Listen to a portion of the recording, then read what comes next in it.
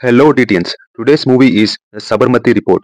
2002లో Godhra railway station దగ్గరలో సబర్మతి ఎక్స్‌ప్రెస్‌కి మంటలు అంటుకున్నాయి. 59 మంది ఆ మంటల్లో ఇరుక్కుని చనిపోయారు. ఆ ఇన్సిడెంట్ యాక్సిడెంట్ కాదు, ప్లాన్ చేసి చేసిన దారుణం. ఆ ప్లాన్ వెనుక అసలు నిజం ఏంటి అనేది ఈ మూవీలో చూపించారు.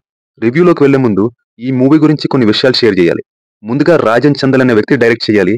కానీ స్టోరీ లైన్‌లో చేంజెస్ అండ్ కొన్ని క్రియేటివ్ డిఫరెన్సెస్ వల్ల అతను క్విట్ చేస్తే ధీరజ్ సర్నా గారు డైరెక్ట్ చేశారు.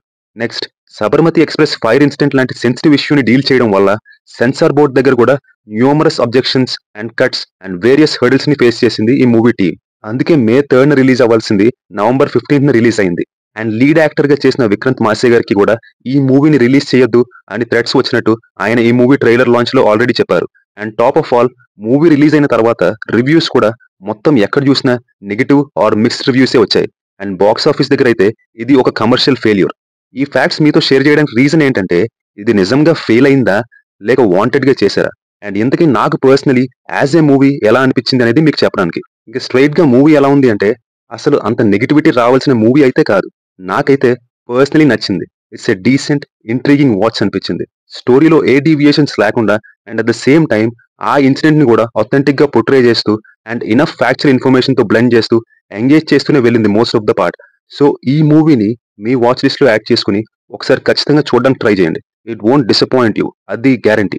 G5 లో స్ట్రీమ్ అవుతుంది in Telugu dubbing. Most reviews negative గా ఎందుకు వచ్చాయి అండ్ నాకు నచ్చిన ఆస్పెక్ట్స్ ఏంటో లాస్ట్ లో చూద్దాం. సో ఇప్పుడు మూవీలో నాకు నచ్చిన ఆస్పెక్ట్స్ కి వస్తే, నిజాన్ని బయట పెట్టాలనే హానెస్ట్ రిపోర్టర్ యొక్క డౌన్ఫాల్ అండ్ అలాగే నిజాన్ని సమాధి చేసిన ఒక మీడియా సంస్థ జైగాంటిక్ రైస్. ఈ కాంట్రాస్ట్ ని ఈ సొసైటీలో ఉన్న కరెంట్ సిచ్యువేషన్ రిఫ్లెక్ట్ చేసేలా బాగా చూపించారు. నెక్స్ట్, ఇన్సిడెంట్ దగ్గర విజువల్స్ ని చూపిస్తూ మధ్య మధ్యలో రియల్ ఫుటేజెస్ కి కట్ చేయడం చాలా అథెంటిక్ గానే ఉంటూ ఒక హార్డ్ హిట్టింగ్ ఇంపాక్ట్ ఇచ్చింది. సెన్సిటివ్ పీపుల్ అయితే మాత్రం కొంచెం ఇబ్బంది పడతారు ఆ విజువల్స్ కి.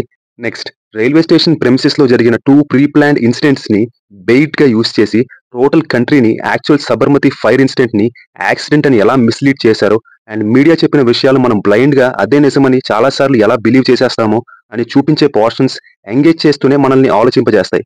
నెక్స్ట్, జనరల్ గా ఒక సెక్షన్ ఆఫ్ ఓల్డర్ జనరేషన్ కి చాలా ఆస్పెక్ట్స్ లో మాలా మీరు లేరని ఇప్పటి యంగర్ జనరేషన్ మీద కంప్లైంట్స్ చూపిస్తూ ఉంటారు.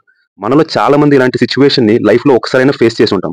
బట్ ఈ మూవీలో ఇప్పటి యంగ్ జనరేషన్ కుల మతాలకి అతీతంగా దేశాన్ని ఎలా లవ్ చేస్తారని క్రికెట్ ద్వారా చెప్పిన సీన్ సెన్సిబుల్ గా అనిపించింది. ప్రతిసారి మాలా మీరు లేరు అని మాత్రమే చెప్పే ఒక సెక్షన్ ఆఫ్ ఓల్డర్ జనరేషన్ కి కరెక్టే, కొన్ని విషయాల్లో మీకంటే బెటర్ గా మేము ఉండాలి అన్నట్టు చూపించిన సీన్ బాగా తగులుతుంది. Finally, actors performances and writing. 12th fail actor Vikrant Massey గారు డిఫరెంట్ షేడ్స్ ఉన్న రిపోర్టర్ సమర్ కుమార్ క్యారెక్టర్ లో యాజ్ యూజువల్ గా సూపర్బ్ గా పర్ఫామ్ చేశారు.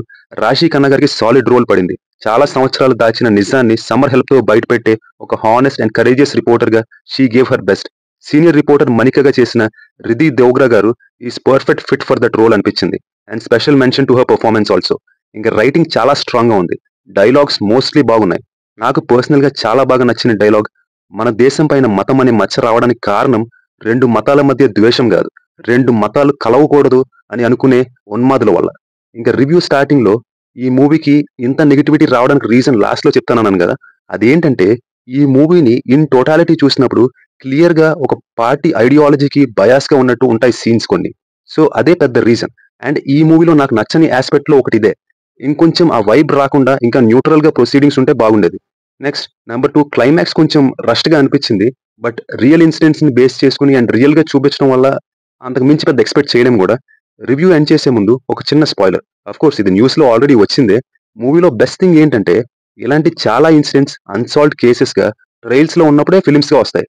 ఒక కాన్ఫ్లిక్ట్ పర్స్పెక్టివ్ లో చూపించేసి జస్టిస్ పర్స్పెక్టివ్ ని కోర్టులో ట్రయల్లో ఉండడం వల్ల ఓపెన్ ఎండ్ గా వదిలేస్తారు. బట్ ఇక్కడ ఈ కేసులో ఆల్మోస్ట్ 9 years తర్వాత 2011 లో సుప్రీం కోర్ట్ మానిటరింగ్ లో ట్రయల్ కోర్ట్ వర్డిక్ట్ ఇచ్చేసింది. ఇది యాక్సిడెంట్ కాదు, ప్రీ ప్లాన్ కాన్స్పిరసీ అని. 31 మంది కన్విక్ట్స్ ని అరెస్ట్ చేసి అందులో 11 మందికి డెత్ సెంటెన్స్ కూడా విధించింది. 2011 లో మళ్ళీ గుజరాత్ హైకోర్ట్ ఈ వర్డిక్ట్ ని సపోర్ట్ చేస్తూ తీర్పిచ్చింది. That's it guys. వెళ్లే ముందు ఇచ్చట ఓటీటీ రివ్యూస్ మాత్రమే ఇవ్వబడను. సో అఖిల భారత్ ఓటీటీ సభ్యులందరూ సబ్స్క్రైబ్ చేసుకోవాల్సిందిగా మనవి. అండ్ అలాగే ఈ వీక్ రిలీజ్ అయిన ఓటీటీ మూవీస్ కి రివ్యూస్ ఆల్రెడీ ఛానల్లో అప్లోడ్ చేశాను, ఒకసారి చెక్ చేయండి. Signing off, your late back ఓటీటీఎన్.